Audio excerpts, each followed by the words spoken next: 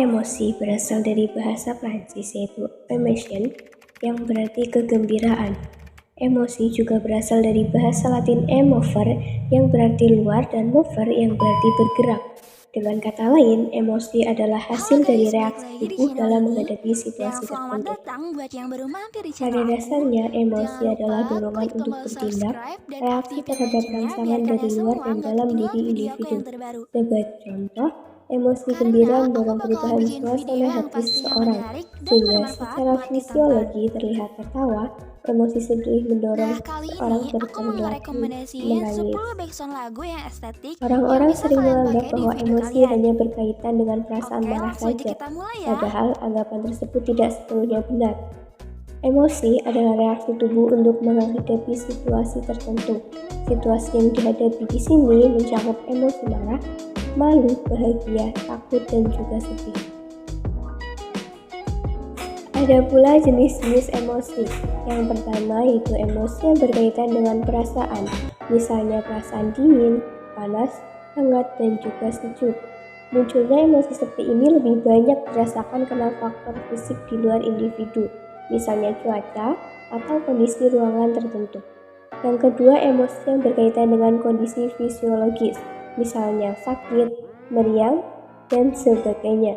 Munculnya emosi ini biasanya lebih banyak dirasakan karena faktor kesehatan seseorang.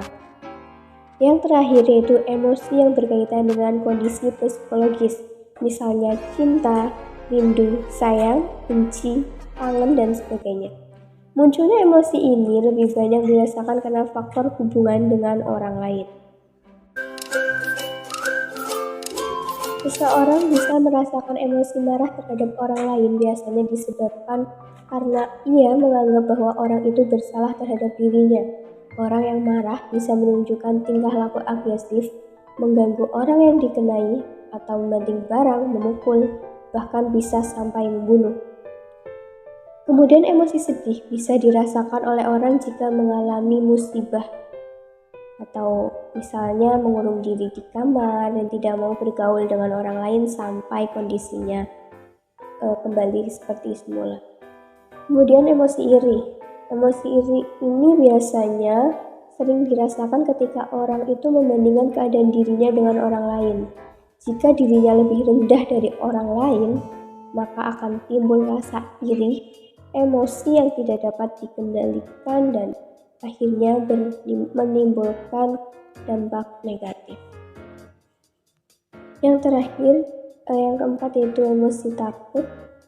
Ekspresi dari rasa takut dapat berupa lari, menjauh dari objek penyebab takut, atau rasa takut menyebabkan seorang menghindari objek penyebab takutnya.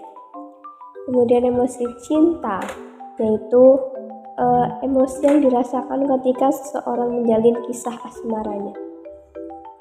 Semua orang harus dapat mengendalikan emosi ketika tengah merasakan cinta pada dirinya sendiri. Emosi ini biasanya tidak dapat dikendalikan sebab merugikan diri sendiri dan pasangannya.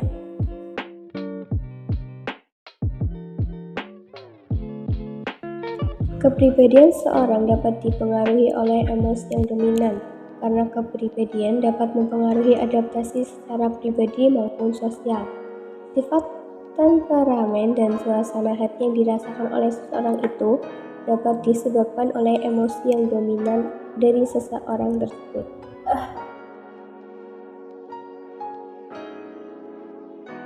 Selanjutnya ada kontrol emosi. Kontrol emosi adalah fase di mana kontrol diri sangat penting untuk tercapainya kestabilan emosi. Kontrol emosi ini harus adanya penyesuaian dan kesehatan mental. Pada kontrol emosi mencakup pengendalian emosi dan pengelolaan emosi yang sesuai dengan tuntunan lingkungan atau situasi dan bagaimana standar individu yang berhubungan dengan nilai, cita-cita, dan prinsip. Indikasi dalam kontrol emosi kurang baik dapat terlihat dari bagaimana reaksi emosi yang ditimbulkan. Contohnya itu kayak kegagalan pada pengaturan perasaan seksual atau pembatasan kesenangan pada materi dan bagaimana cara kita meletakkan moralitas di atas kesenangan yang sementara. Seorang mengalami emosi, individu itu akan merasa kurang seimbang pola pikirnya dan kemampuan berpikir secara realistis. Jadi akan berkurang pula kesulitan dalam mengontrol emosinya. Karena itulah individu perlu memiliki kemampuan untuk melakukan kontrol emosi. Orang itu harus mampu mengontrol emosinya agar emosinya itu bisa stabil dan dapat dikendalikan dengan baik. Lalu bagaimana upaya kita untuk mengontrol emosi tersebut diungkapkan oleh Said Mujabas, bagaimana dikutip oleh Supeno, mengungkapkan bahwa kejahatan adalah wujud dari ketidakseimbangan sebuah kepribadian. Ketika seorang individu kehilangan pengawasan atas akalnya, maka ia juga akan kehilangan atas kehendak dari dirinya sendiri. Maka perlunya pengendalian emosi pada diri sendiri. Sebab, karena apa? Emosi dapat menimbulkan perilaku yang buruk dengan timbulnya sikap marah dan dari sikap marah ini kemudian muncul sebuah penyesalan setelah emosi sudah reda. Pada kebanyakan kasus, individu itu merasa bersalah ketika emosinya itu sudah reda dan kemudian ingin meminta maaf pada seseorang yang telah menjadi luapan emosinya. Kemudian yang kedua, emosi dapat membunuh hati karena marah itu dapat menjadi salah satu penyakit hati yang dapat merusak diri dari dalam secara menyeluruh. Emosi juga dapat merubah fungsi organ tubuh secara spontan. Hasil penelitian juga menjelaskan bahwa ketika seorang marah, maka seluruh anggota tubuhnya itu akan berubah jalan fungsinya. Kemudian emosi akan mempercepat kematian individu.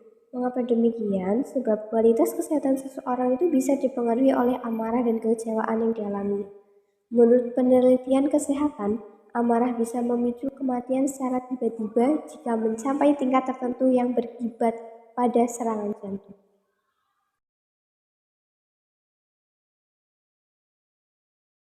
Lalu bagaimana sih cara mengendalikan emosi pada diri sendiri? Yang pertama, setiap tindakan harus didasarkan pada akal sehat. Yang kedua, berpikir tenang akibat negatif yang mungkin akan terjadi pada diri sendiri. Dan yang terakhir, berusahalah untuk memaafkan kesalahan orang lain.